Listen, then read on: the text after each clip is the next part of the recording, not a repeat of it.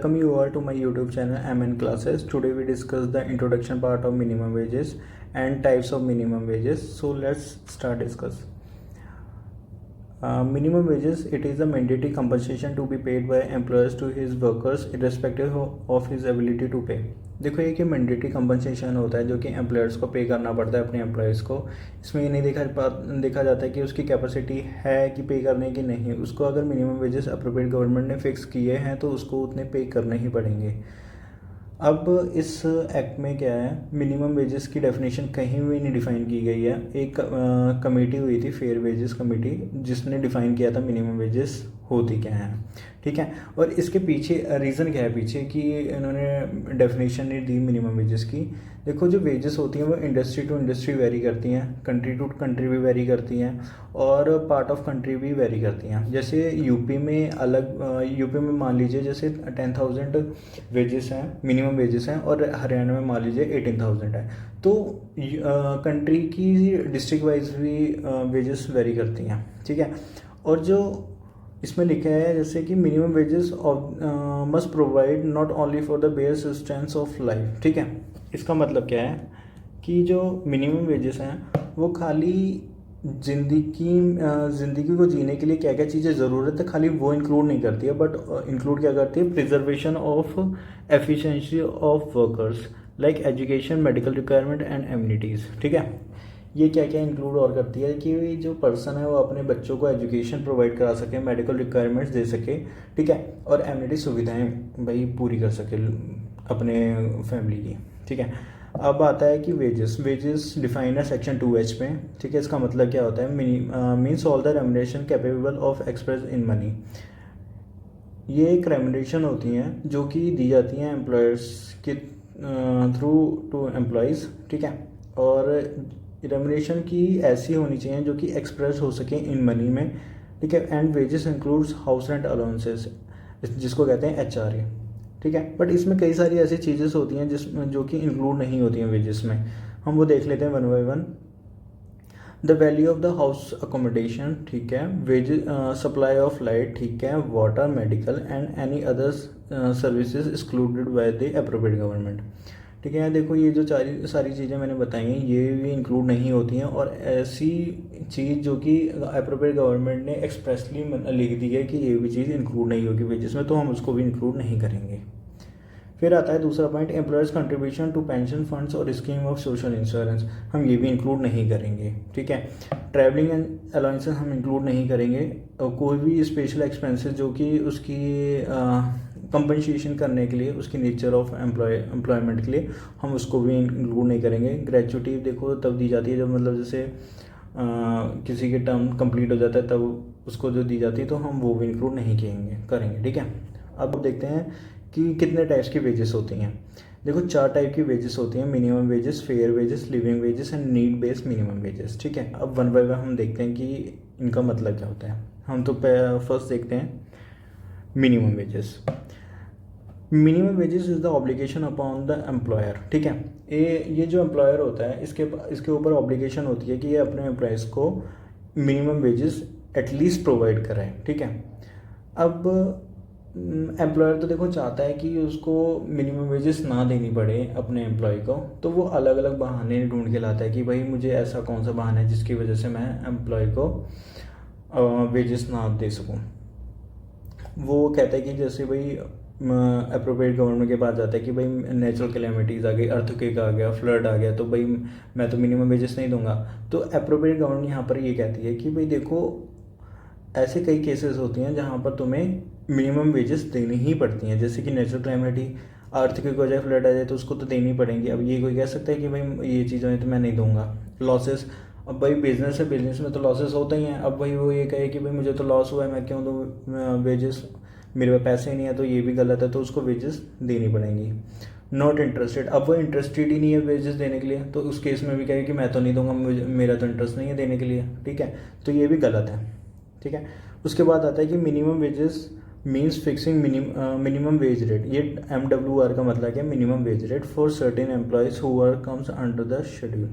देखो इस एक्ट में 2 शेड्यूल्स हैं, शेड्यूल 1 और शेड्यूल 2। शेड्यूल 1 बताता है कि मतलब कई सारे पॉइंट्स हैं जिसके ऊपर ये इस्टेब्लिशमेंट और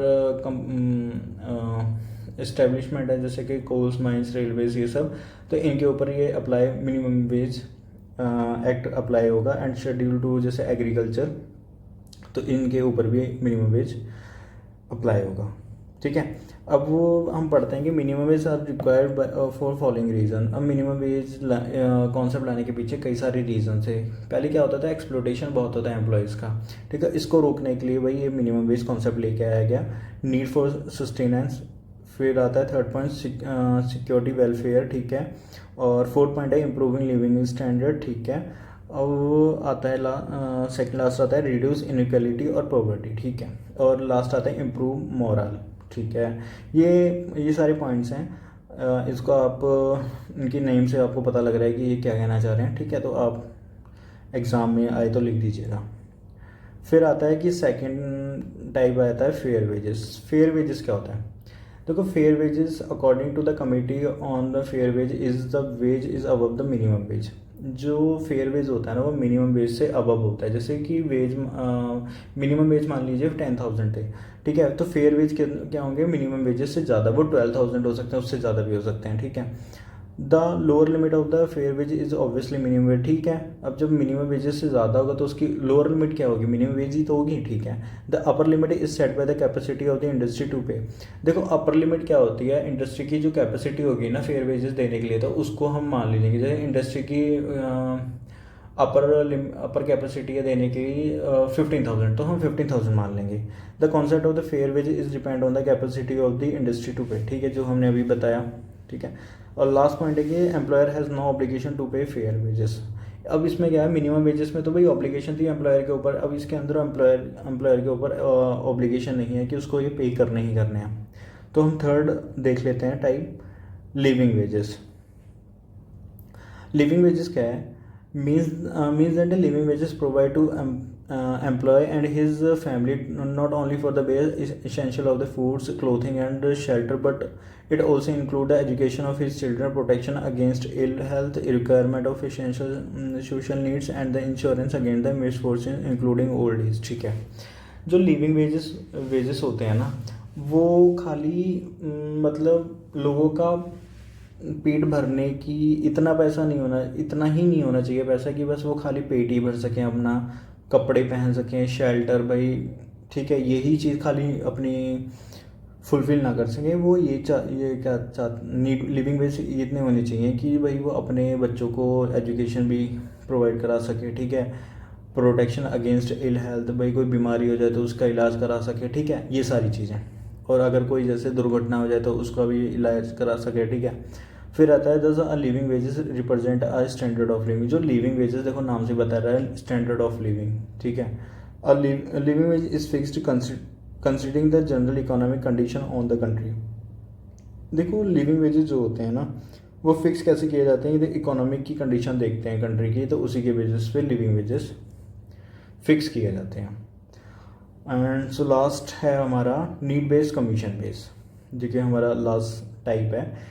it is neither minimum wage nor fair wages. देखो ये जो लास्ट टाइप है तो ये ना तो मिनिमम वेजेस है ना तो ये फेयर वेजेस है। ठीक है, दूसरा पॉइंट है कि it is lie between the minimum veg and the fair wages. इसको हम देखो मैं एक्सप्लेन करता हूँ आपको। जैसे कि ये इस डायग्राम में आपने देखा है कि देखो ऊपर फेयर वेजेस है, नीचे मिनिमम वेजेस है। आपको पता है फेयर वेजेस मिनिमम वेजेस से ज़्यादा होते हैं। तो जो नीड बेस कमीशन बेस होगा ना ये इन दोनों के बीच में लाई करेगा, तो यही सेकंड पॉइंट इसका कह रहा है। ठीक है, थर्ड पॉइंट क्या कह रहा है, second pay commission examine the tripartite report and sees the need base minimum wage is higher than the minimum wages. देखो ये NBMB का मतलब क्या होता है, नीड बेस मिनिमम वेजेस। ये नीड बेस कमीशन बेस ही है, कंफ्यूज मत हो जाना आप लोग। ठीक है, और जो सेकंड पे कमीशन था उन्होंने एक रिपोर्ट दी थी जो कि बताया कि नीड बेस मिनिमम वेज होने चाहिए हायर देन होने चाहिए मिनिमम वेजेस से। ठीक है, और फोर्थ पॉइंट है यहाँ पर Indian labour conference in its the 15th session held in the July 1957 suggested that the minimum veg should be need base and should ensure the minimum human needs of the industrial workers. देखो एक Indian labour conference हुई थी, उसके 15th session में जो कि हुआ था जुलाई 1957, उन्होंने ये कहा था कि जो मिनिमम वेजेस होती हैं ना, एट वो need base minimum wages at least इतनी तो होनी ही चाहिए, ठीक है, जो कि ह्यूमन नीड्स को फुलफ़िल करें। जो नीड बेस मिनिमम वेजेस हैं वो कैलकुलेट करने के लिए कई सारे पॉइंट्स हैं कि उसको कैसे कैलकुलेट करेंगे। देखो जैसे इसमें लिखा है ना, लाइन है जैसे यहाँ पर, how many family member are earning. देखो एक फैमिली में कितने मेम्बर्स उसके पैसे कमा रहे हैं, तो हम उसके बेसिस पे हम इसको फिक्स करेंगे नीड बेस मिनिमम वेजेस कितनी होंगी। और दूसरा पॉइंट ये कह रहा है कि देखो जैसे एक पर्सन है उसकी कैलोरीज इंटेक्स रिक्वायरमेंट कितनी है एक दिन की। जैसे एक दिन की एक पर्सन की 2700 कैलोरीज की रिक्वायरमेंट है, ठीक है, तो उसके बेस पे हम need base minimum wages fix करेंगे।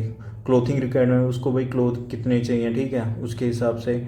और लास्ट पॉइंट क्या कह रहा है, 20% of expenditure should consider the total minimum wages. जो एक्सपेंडिचर है, जैसे कोई भी उनका एक्सपेंडिचर मान लीजिए 1000 एक्सपेंडिचर उनका टोटल, तो उसका 20% है ना, उस इतना ही टोटल मिनिमम वेजेस होनी चाहिए, ठीक है।